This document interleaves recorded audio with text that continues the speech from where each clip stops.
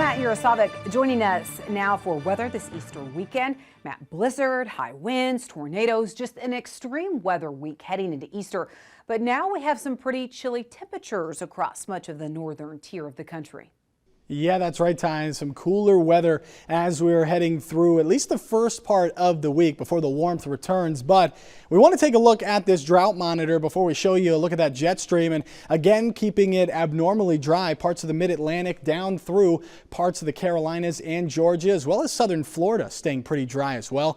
And then we've got those extreme drought conditions. Southern parts of Louisiana back into Texas, where we even see some exceptional drought conditions, even there in the panhandle of Oklahoma, down through central Texas, southern Texas as well. Staying very dry though. All the areas that we've been watching here all the way back towards the west coast, and still seeing some extreme drought conditions there, as well as exceptional drought conditions in parts of the Cascades. So here's a look at that root zone, pretty much mirroring what that drought zone shows us, with drier conditions here along the east coast. Still a little bit of damp soil here in parts of upstate Pennsylvania, upstate New York, and then right down through the middle part of the country there, the Ohio Valley, down into the Mississippi River Valley, middle Tennessee as well, seeing some moist soil, as well as parts of the Great Lakes and the upper Midwest.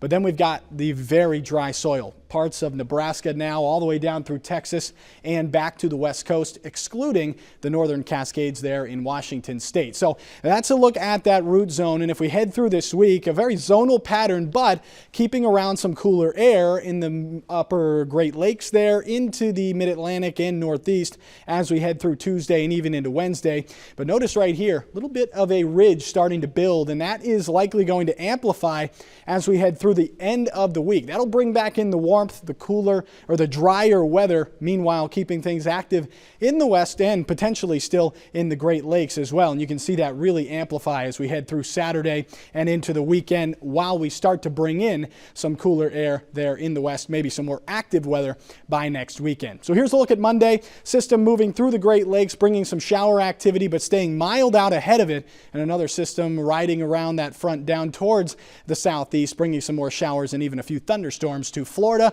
High pressure taking control of the center of the country, but some more showers moving into the Pacific Northwest. And if we move into Wednesday, that system moving out through the center of the country, bringing some more showers right there through the middle of the country. But again, more showers and even a few thunderstorms into the Pacific Northwest. And then if we head toward Friday, very warm out ahead of another light system, bringing more showers and storms to Texas, and more weather back there along the west coast. Staying very warm though across the country, really, for the second half of the week. Staying above normal back in the Four Corners region with regards to temperature. Cooler where we've got precipitation, center of the country and eastward as well. And then looking at precipitation heading through this week, above normal, northern tier and the west coast, and then below normal as we head through the east coast. Tyne, back to you. Thank you, Matt. Well, the president making a trip to Iowa this week to announce summertime E15 for just this year. But what does it mean for demand? Brian Grady and Mark